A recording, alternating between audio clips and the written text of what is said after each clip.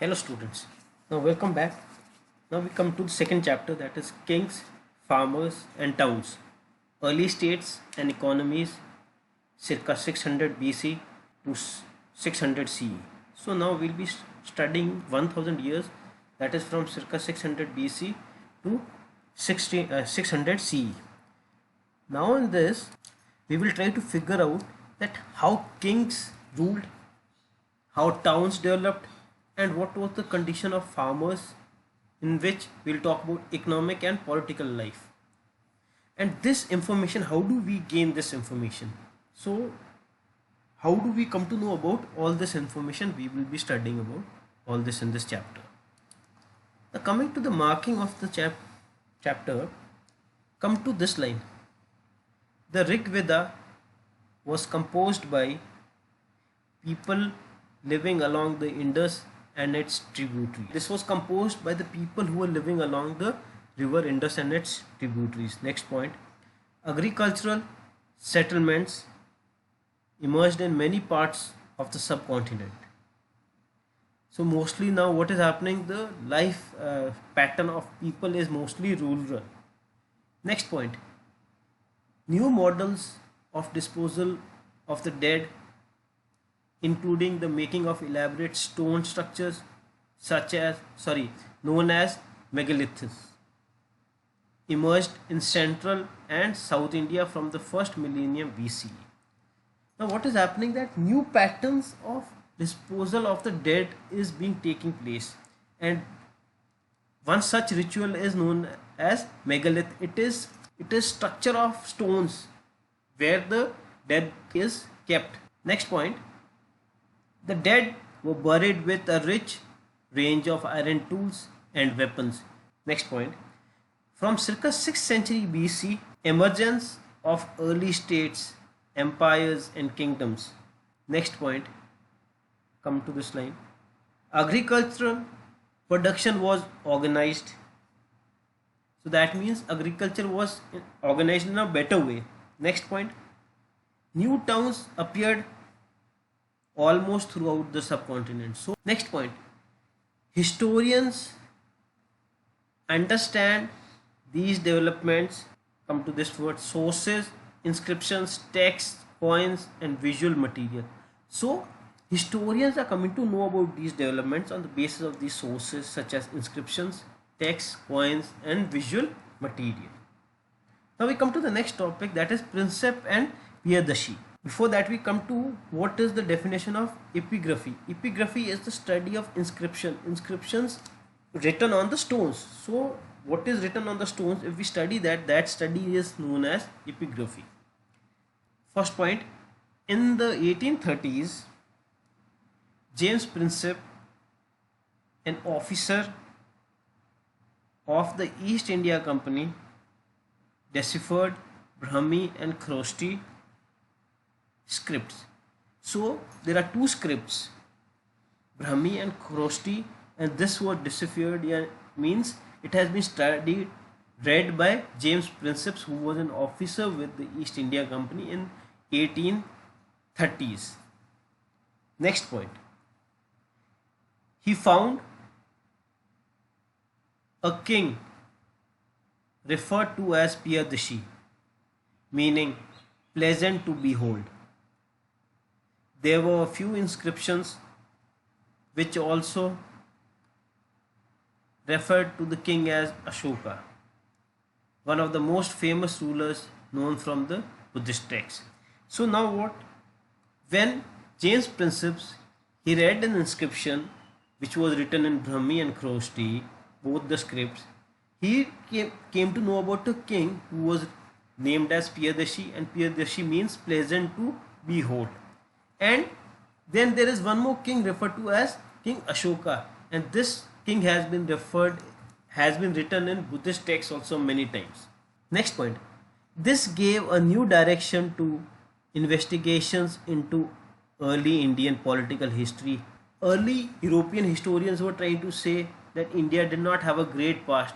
When this Brahmi and Khrosthi scripts were deciphered by James Princeps, and a new king, details about a new king as Ashoka often known as Priyadashi, was came to know to the historians, the Indian political history became a it gave a new direction to the Indian political history. Next point. Scholars began to shift their focus to the context of political history, investigating where there were connections between political changes and economic and social developments. So once they came to know about this king, kind of rule he was having, the focus of the historian shifted to political history, and they wanted to find out about different connections that this king had with other people during that time.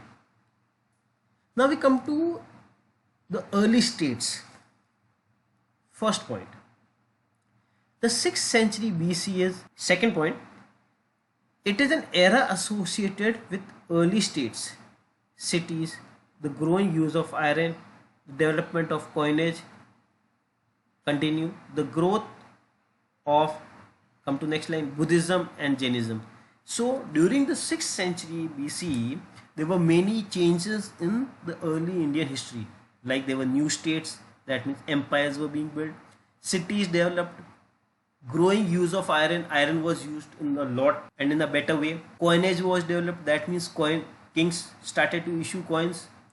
Then Jainism and Buddhism as religions also started to grow. Next point. Early Buddhist and Jain texts mention 16 states known as Mahajanapadas. Now, Buddhist and Jain texts mentioned about 16 Mahajanapadas. What is a Mahajanapada? Earlier there were Janapadas, and Jan means people or a clan. For example, there was a tribe. Now when that tribe forms a bigger tribe, it becomes Mahajanapadas. That means it has become very powerful. Next point.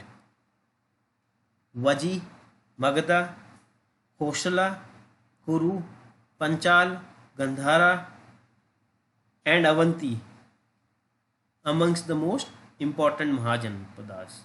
So these were the most important Mahajanapadas which are mentioned in both Buddhist and Jain texts. Come to the next point. Most Mahajanapadas were ruled by kings. Some known as Gana or Sanghs were oligarchies, where power was shared by a number of men. So happening, most of the Janapadas were ruled by the kings, but some were also Ganas or Sanghs, meaning republics. That means the elected by the people, and this was known kind of an oligarchy kind of power. That is, many people are sharing that power together. Next point. Both Mahavira and Buddha belong to such Gana. So Mahavira and Buddha, they belong to such republics, Gana or Sangha, where the rule was under the oligarchy, that many people were ruling and they were elected by the people. Next point. Now these are the features of the Mahajanapada. Each Mahajanapada had a capital city which was often fortified. So that means all the Mahajanapadas had a capital city and the city was surrounded by a wall. Continue. Armies and bureaucracy. So the capital city is surrounded by a wall. Then there is an army with each Mahajanapada and a bureaucracy for administrating that Mahajanapada. Next point. From circa 6th century BC onwards, Brahmanas began composing Sanskrit texts known as Dharam Sutras. In the 6th century BCE, Brahmanas began composing Sanskrit texts known as Dharam Sutras. That means laws which will rule, which will govern the society. The people will follow those laws and function in the society. These meaning Dharam Sutras, these laid down norms for rulers as well as for other social categories. So the people were following the Dharam Sutras written by the Brahmanas, which were in Sanskrit. Rulers were advised to collect taxes and tribute from cultivators, traders and artisans. So in these Dharam Sutras, the rulers were advised that they should collect taxes from the cultivators, traders and artisans, and function the Mahajanapada.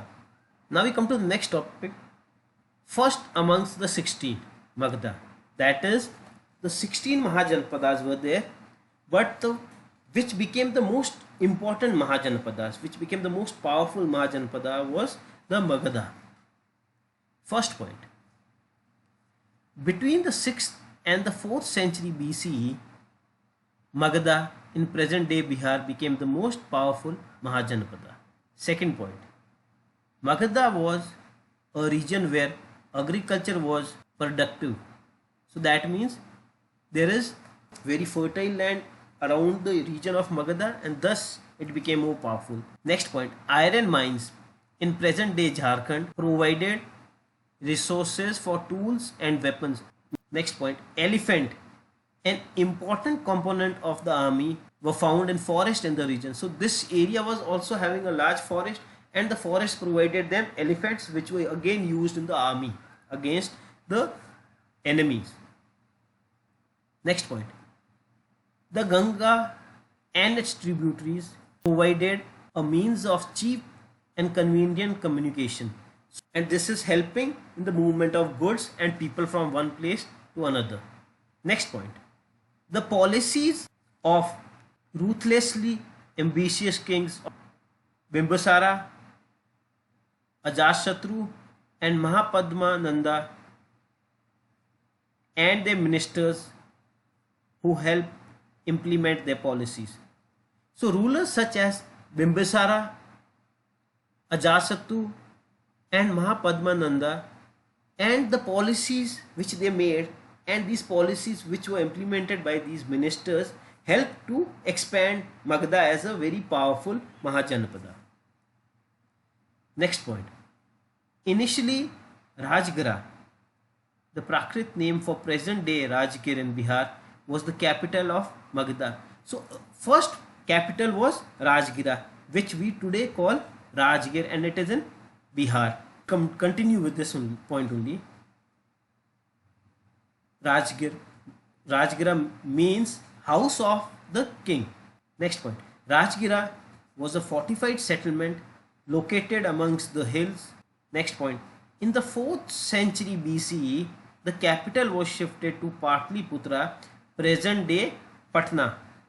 So first capital was Rajgira in Bihar. Then in the 4th century BCE, the capital was shifted from Rajgira to Patliputra. And today we call Patliputra as Patna, which is the capital of Bihar.